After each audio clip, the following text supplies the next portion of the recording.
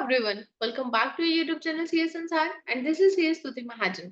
तो आज के सेशन में हम आपकी म्यूचुअल फंड्स के रिलेटिंग जो भी क्वेरीज आई हुई हैं उसको कवर अप करने की कोशिश करेंगे। Let's see.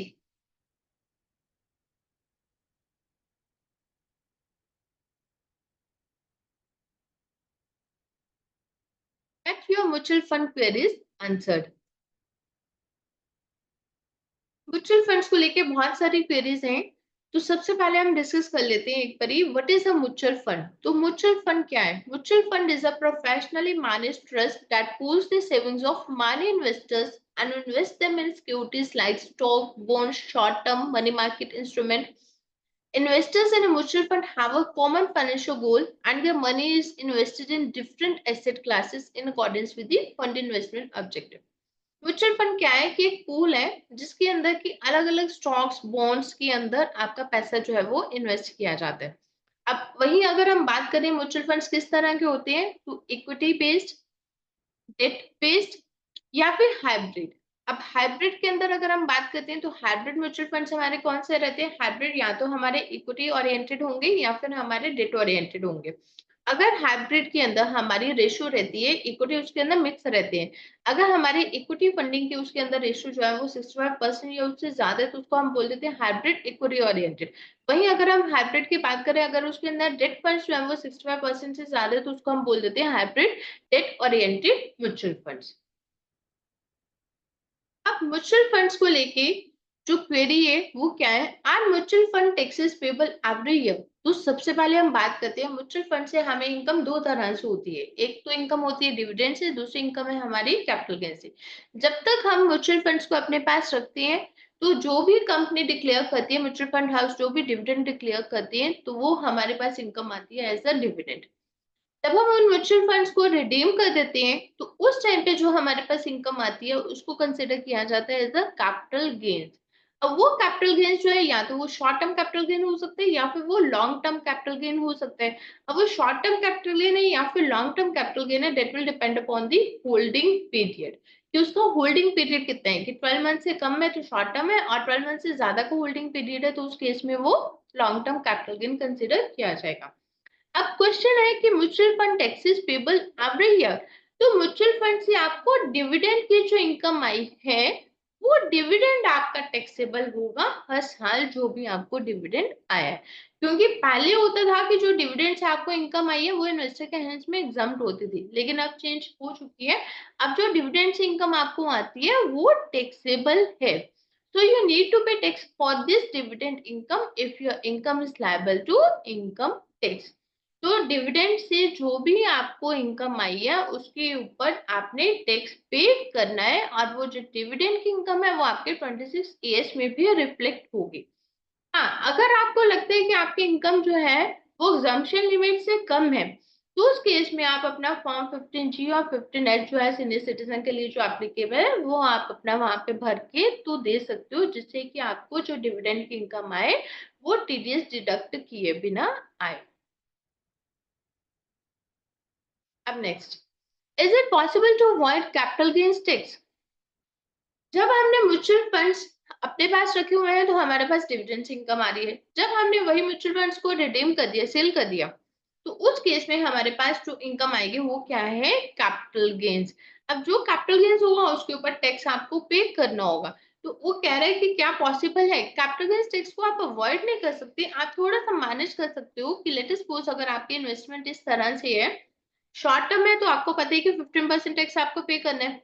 तो वहीं अगर आप वेट कर लो, आप उसको लॉन्ग टर्म कर दो, तो लॉन्ग टर्म के अंदर क्या है कि 1 लाख तक का जो भी टैक्स होगा, जो भी गेन होगा वो एग्जम्प्ट है और 1 लाख के ऊपर आपको 10% पे करना है। तो लेट अस सपोज अगर हम बात करें, आपको लग रहा है कि आपका गेन्स जो है वो 80,000 के आसपास हुआ है और 11 मंथ्स में आप उसको सेल करने की सोच रहे हैं, तो उस केस में उसके ऊपर आपको 15% टैक्स पे करना पड़ेगा। वहीं अगर आप उसके 12 मंथ्स कंप्लीट होने देते हो तो उसके ऊपर, क्योंकि वो 1 लाख से कम हो जाएगा, तो आपको कोई टैक्स पे करने की नीड नहीं है। What are the factors to keep in mind before choosing tax saving mutual funds? तो म्यूचुअल फंड्स को चूज करते हो आपको क्या कंसीडर करना है? इन्वेस्टमेंट कितने की आप करने जा रहे हैं, asset allocation, tax exemption and lock in period. क्योंकि जो म्यूचुअल फंड्स हैं, जैसे कि अगर हम ईएलएसएस की बात करें तो उस केस में एटीसी की आपको डिडक्शन मिलती है। और लॉक इन पीरियड कितनी देर का है? कुछ म्यूचुअल फंड्स के अंदर लॉक इन पीरियड है कि आप 3 साल से पहले कर ही नहीं सकते हो, उसको सेल नहीं कर सकते हो। तो जहां 3 साल से पहले आप सेल नहीं कर सकते हो, तो दैट मीन्स वहां पे आपको जो भी कैपिटल गेन्स होगा वो लॉन्ग टर्म होगा, क्योंकि शॉर्ट टर्म का पीरियड तो निकल गया। Can mutual fund investment help me get a rebate on income tax? ये सब कोर्स, जैसे कि अगर हम बात करें ईएलएसएस, जो अभी हमने बात की, equity link saving scheme, mutual fund के अंदर एक इक्विटी लिंक सेविंग स्कीम है जो इस समय काफी पॉपुलर है। उसके अंदर अगर आप इन्वेस्ट करते हो तो 1.5 लाख तक अगर आप उसके अंदर इन्वेस्ट करते हो तो आप एटीसी की डिडक्शन जो है वो 1.5 लाख की वो ले सकते हो।